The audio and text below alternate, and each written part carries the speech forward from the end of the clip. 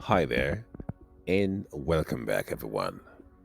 It's another doodle session, and today we dive into Mark 11, exploring the last week of Jesus' life and ministry on earth, the events leading to his death, and as always, extrapolate relevant lessons for us today. Are you ready? Let's do this. So, the first 10 chapters of Mark provide a quick overview of the first 3 years of Jesus' ministry, showing him traveling on foot to different towns, teaching and transforming lives. Now, usually, Jesus walked everywhere he went, except, of course, across the Sea of Galilee. But this time it's different. The text says that Jesus ordered an Uber ride, just not the kind you're thinking of. Question is, why? Jesus had insisted on secrecy before now.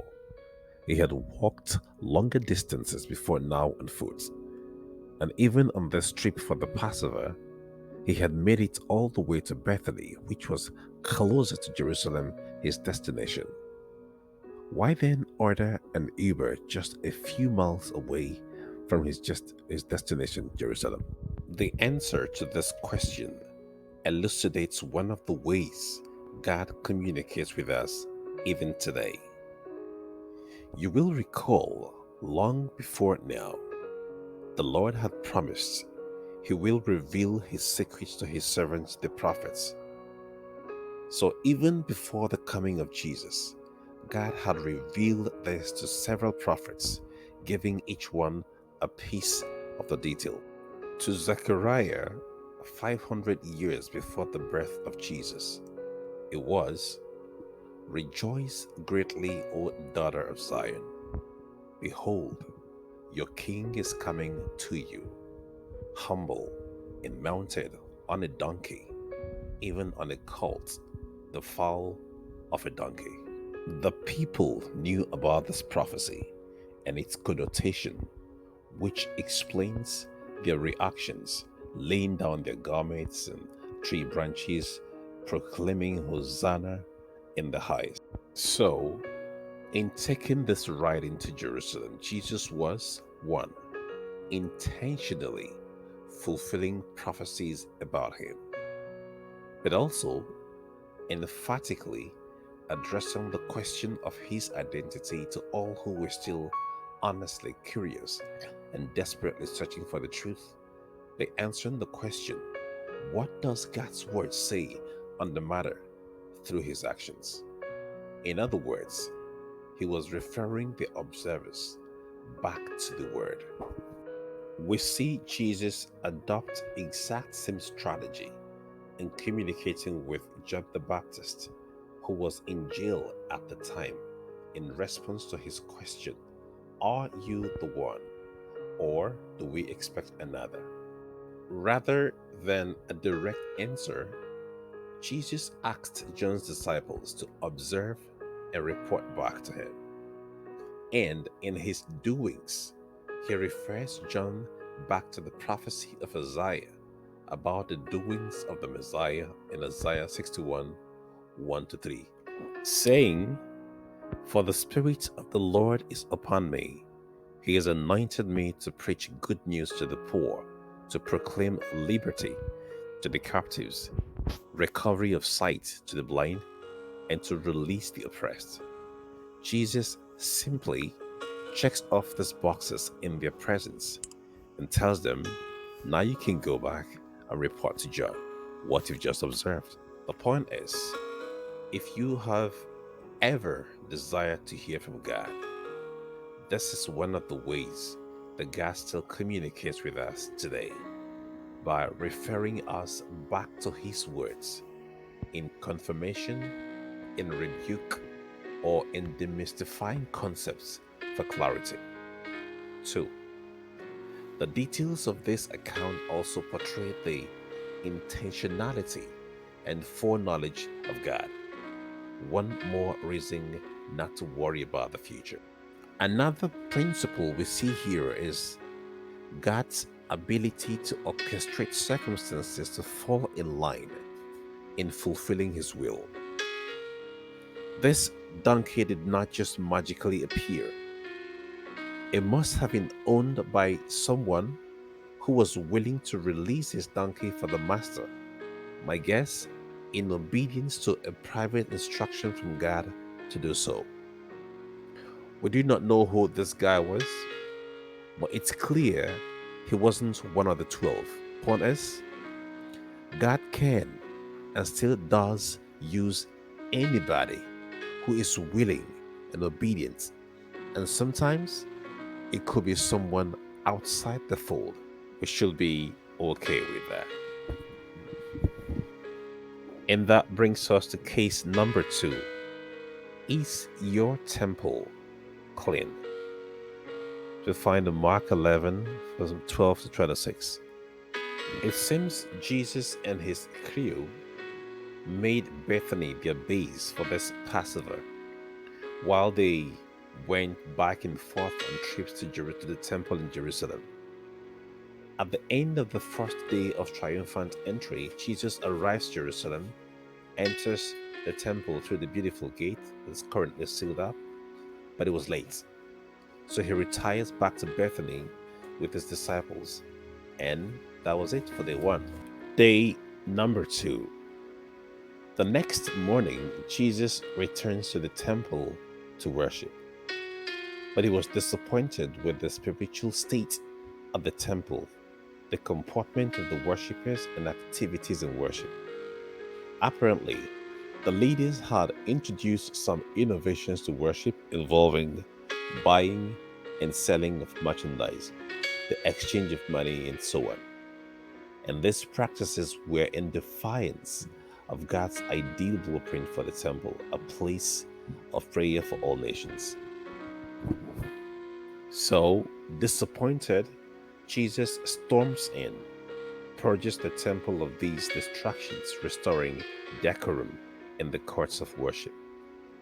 This was an open rebuke of the excesses of the religious leaders. And verse 18 says, from that moment henceforth, the chief priests and the scribes began seeking how to destroy him. Let's tarry here just a bit and unpack a couple of highlights. 1. Jesus' reaction clearly shows God has an expectation of both the worshippers and activities in worship, especially while in his presence.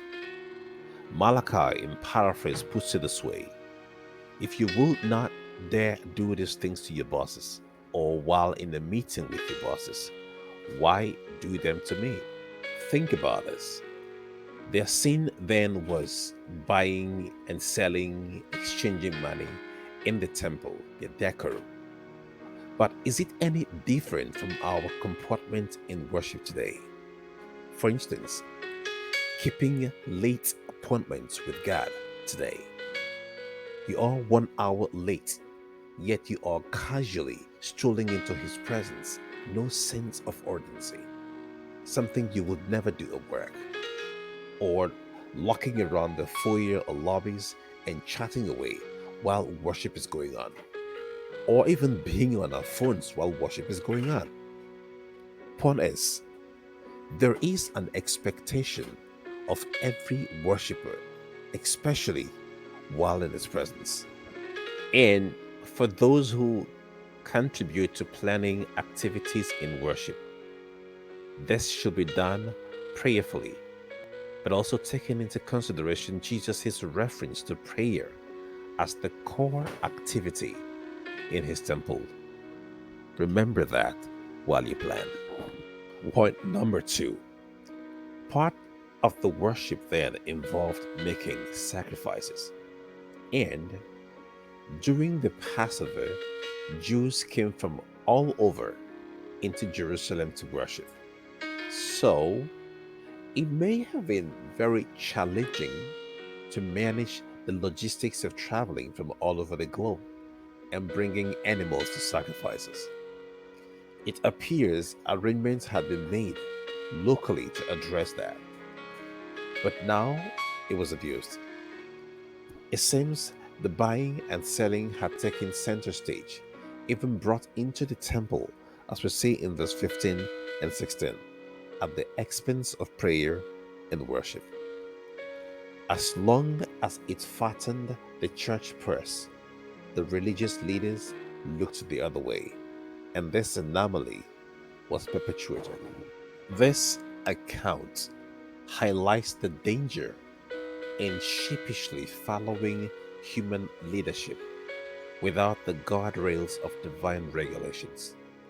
My pastor said, my elder said, my GO said, that's all great, but must be vetted by God's opinion on whatever issues. Jesus' reaction shows that the leaders were not in congruence with him. Unfortunately, that's still the case today. Remember this. Point number 3.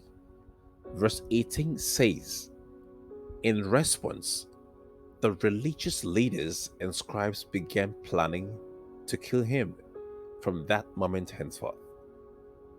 These guys were very knowledgeable in the law.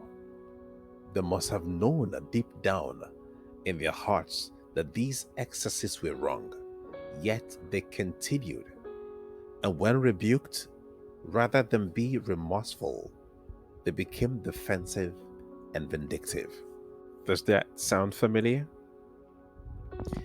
How do you react to corrections and rebuke, especially when it seems your pride is punctured in the process? Are you a remorseful and repentant, or do you double down, fight back, form cliques, and undermine everything and everyone else but yourself, just like these guys? If whenever there is a confrontation or disagreement, everyone else has to be wrong and you are always right, something is definitely not right. If we are not capable of a brutally honest self appraisal, open to acknowledging our flaws and doing the needful to fix them, we will just be repeating the mistakes of these guys, and believe me, it does not end well. Well, back to our story.